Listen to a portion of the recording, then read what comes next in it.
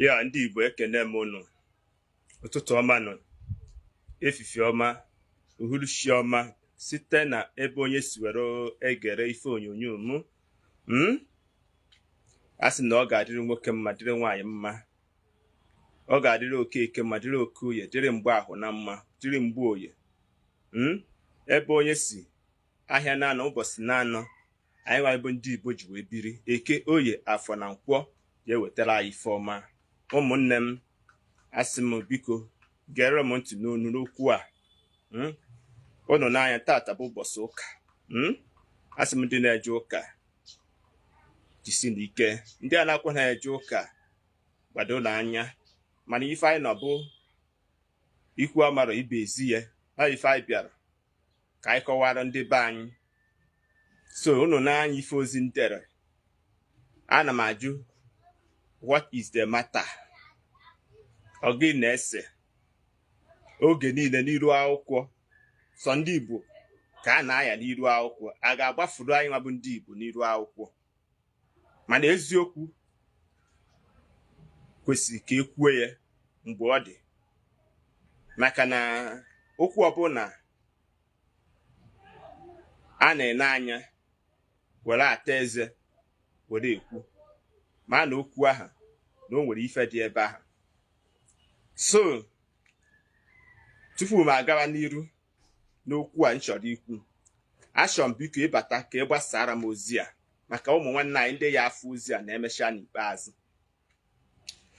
So abalị anọ ma ole gara aga ka efete n'iru akwụkwọ, a na-adọghasị ndị ụka na ndị ọdịnala ife gbasara ọmụ asị ọmụ asịghị, na ndị ọcha nọ na-eme gịnị, na-arụ pụta ife a na-afụ anya.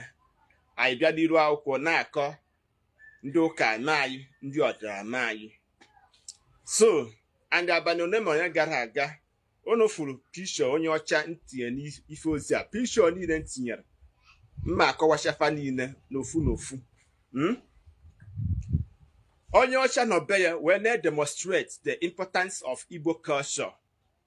Igbo culture, I demonstrate it ka ndị Igbo si wee mee gịnị, ka ndị Igbo si were awa ọjị, how the Igbo people are breaking the coconut in the traditional way. I demonstrating it. Anyị wabụ ndị Igbo anọghị n'ala Igbo na-agọsipụ ife gbasara ọmụ, ife gbasara ọmụasị, ife gbasara ụka sị, ife gbasara ụka asịrị.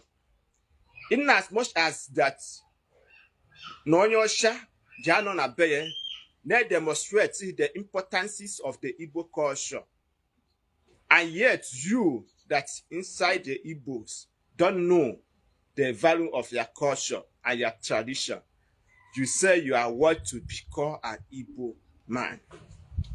Nwanne m, ifu dị ikpe mara onye eziokwu n'aka azụ dị ya. Okwu ọbụla a na-asa anya anaghị ebi.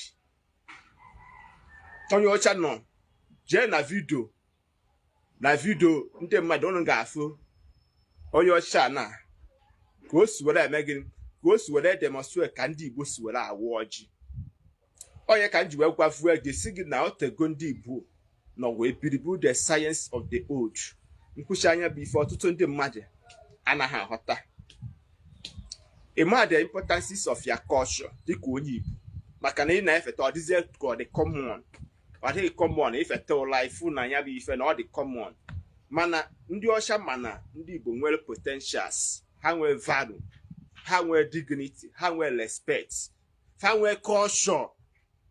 So na ndị Igbo ka ị ga-afụ ebe ọbụla ị nọ, onye ikpe buru ụdị okpu mbụ n'isi dịka nwa onye ọcha kpu nke ya nwa. Okpu maọbụ oyi akwa, o nwere akwa eji were ema na onye akwa isi agụ, maọbụ aka ọgbara aka ma n'onu ma ihe ọ ga-egosi na onye esi n'ọwụwa anyanwụ, na onye esi n'ọwụwa anyanwụ. Onye ka eji ekwu na ndị Igbo nwere potential, o nwere ife eji were mara onye Igbo. Ọsọkwa gị nọ ya obodo oyibo, ọsọkwa gị nọ ya na be anyị, ori mkpu okpu a na-afa ịmago na okpu a bụ okpu ndị Igbo ka ọ bụ.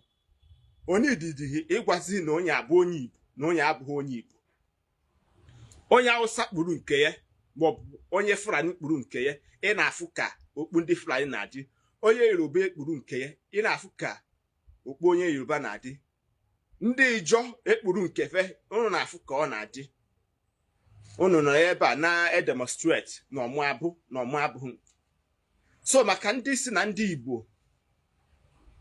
enweghị ife ha na-emepụta a na-afụ, onye kwuru okwu a bụ onye asị ka ọ bụ. Nna anyị bụ Sadim Ikemba Ọdụmegbu Ojukwu, ị na-achụkwa oge a nụrụ agha ndọrọ ndọrọ inwere onwe, kedu ka ndị Igbo si wee manage build their aircrafts, refine their petrol, mepụta ngwa agha dị iche iche eji wee nụ agha nwere onwe, ohu ọgụ ahụ ịtọ. Isi na ndị Igbo enweghị ihe ha na-emepụta. Onye gwara gị? Ị ma na the whole world are afraid of Igbos because of number one bụ na amamife na akọ na uche ha nwere iji wee mepụta ife a na-afụ anya. Over 3 years ka a nụrụ agha, onweghị ndị nyere aka. Ndị Igbo ba ji akafa wee hazie onwefe, mepụta aircrafts, refine ya petrol na ngwa ha dị iche iche ha ji aka ha wee mee gịnị, wee produce. Having said that, ọ bụrụ na e nyere ndị Igbo opportunity, ị na-agwa m na afọ mụ na gị nọ ife na anyị nwa bụ ndị Igbo agabaghị aga far more than Japan. Ọ na ịmarọ ife kpatara achọghị inye ndị Igbo the equal rights. You don't ask questions and you don't lead a history. That's the problem we Igbos of this generation have. I wish, or perhaps you are reading the history, you are making a lot of research. By then, you might know who you are. Because of the ignorance have made a lot of people start misbehaving. Igbos have potential. I want Igbo with potential. I want dignity. I want honor, and I want respect. Forget about the mantle of the leadership you are seeing nowadays.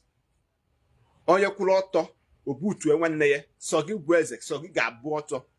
So having shake of it. If na ndị ọwa ikpọ ndị ndu self, abụrụ ndị ndu, they are there for their own pocket, their own selfish and their own families. They don't care, or they don't carry the interests of masses, interests of me and you at heart.